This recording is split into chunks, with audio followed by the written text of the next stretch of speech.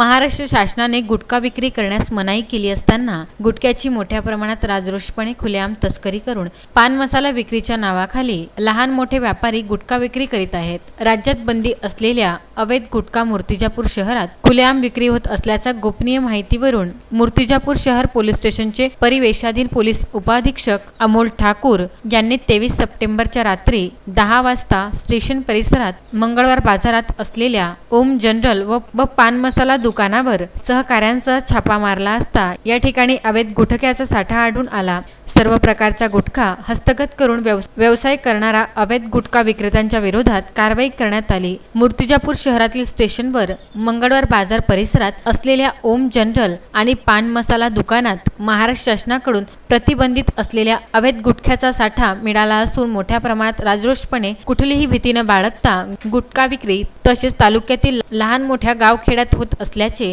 मिळालेल्या गोपनीय माहितीवरून जिल्हा पोलीस अधीक्षक जी श्रीधर यांच्या मार्गदर्शनाखाली परिवेक्षाधीन पोलीस उपअधीक्षक तसेच शहर पोलीस स्टेशनचे प्रभारी ठाणेदार अमोल ठाकूर यांनी पोलीस उपनिरीक्षक आशिष शिंदे, पोलीस उपनिरीक्षक दीपक इंगडे, जमादार नमुवेल इंगडे, रवी जाधव, सुरेश पांडे यांच्यासह छापा मारला असता सदर ठिकाणी प्रतिबंधित अवैध गुटख्याचा मोठ्या प्रमाणात साठा दिसून आला।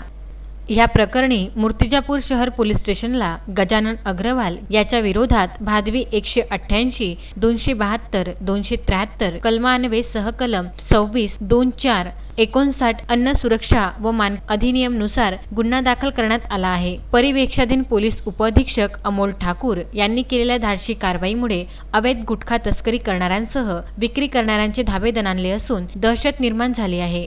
गजानन अग्रवाल तसेच इतर तस्करी करणारे गेल्या कित्येक वर्षापासून अवैध गुटखा विक्रीचा व्यवसाय राजरोषपणे करीत आहेत। मूर्तिजापूर तालुक्यासहित अकोला जिल्हा व इतर जिल्ह्यातही त्यांच्या कारभाराची व्याप्ती मोठ्या प्रमाणात वाढली असल्याचे नागरिकांतून बोलल्या जात आहे। अन्न प्रशासन तसेच पुरवठा विभागाला व अधिकाऱ्यांना याविषयी सर्व माहीत असून सुद्धा या बाबीकडे चिरीमिरी घेऊन दुर्लक्ष केल्या जात असल्याची शक्यता नाकारता येत नाही। गुटखा खाण्याने कॅन्सरसह अनेक बिमाऱ्या होत असल्याने राज्यात प्रतिबंधित असलेल्या गुटख्याला विक्री करण्यास मनाई असताना सुद्धा लहान सहान दुकानात सहज उपलब्ध होतो। या प्रकरणावरून संबंधित विभागाबाबत उलटसुलट चर्चेला उधाण आले आहे। बाळासाहेब गणोरकर, विदर्भ न्यूज, मूर्तिजापूर।